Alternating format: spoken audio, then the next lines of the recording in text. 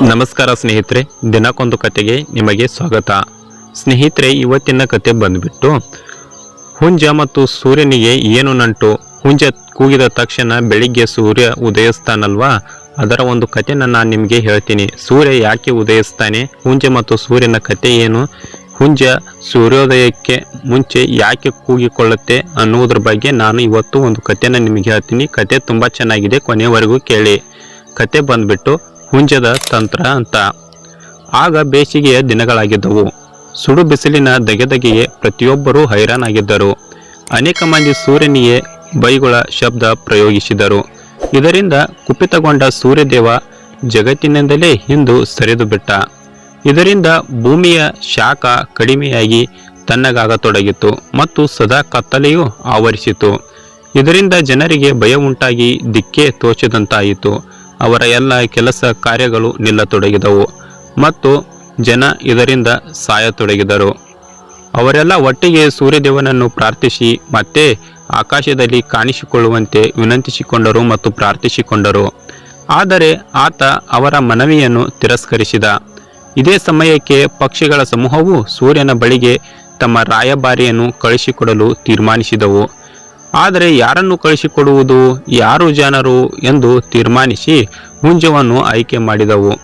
ಆ ರಾಯಭಾರಿ ಹುಂಜವನ್ನೇ ಆರಿಸಿ ಕೂಡಲೇ ಹುಂಜವು ಸೀದಾ ಸೂರ್ಯದೇವನ ಅರಮನೆಗೆ ಹೋಗಿ ಸೂರ್ಯನಿಲ್ಲದ ಭೂಮಿಯಲ್ಲಿ ಜನರು, ಪ್ರಾಣಿ, ಪಕ್ಷಿ, ಹಲವಾರು ಜೀವಿಗಳು ಪಡುತ್ತಿರುವ ಕಷ್ಟ ನಷ್ಟಗಳ ಬಗ್ಗೆ ಎಳೆಯಾಗಿ ಬಿಡಿಸಿ ಸೂರ್ಯದೇವನಿಗೆ ಹೇಳಿತು. ಆದರೆ ಸೂರ್ಯ ತಾನು ಹಿಡಿದ ಹಠದಿಂದ ಹಿಂದೆ ನಾನು ಸರಿಯುವುದಿಲ್ಲ, ನನ್ನ ನಿರ್ಧಾರ ಅಚಲ ಎಂದ. ನಾನು ಮತ್ತೆ ಆಕಾಶದಲ್ಲಿ ಬರುವುದಿಲ್ಲ, ನೀನು ಸುಮ್ಮನೆ ಹೋಗಿಬಿಡು ಈ ಮಾತನ್ನು ಮತ್ತು ಎಲ್ಲ ಭೂಮಿಯ ಜೀವಸಂಕುಲ ಜೀವರಾಶಿಗಳಿಗೆ ಹೇಳು ಎಂದ.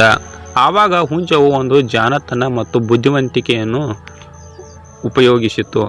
ಸೂರ್ಯನಿಗೆ ಹೇಳಿತು, ಅಂದರೆ ನಾನು ಕತ್ತಲೆಯಲ್ಲಿಯೇ ಮನೆಗೆ ಹೋಗಬೇಕೇ ಎಂದು ಹುಂಜ ಕೇಳಿತು.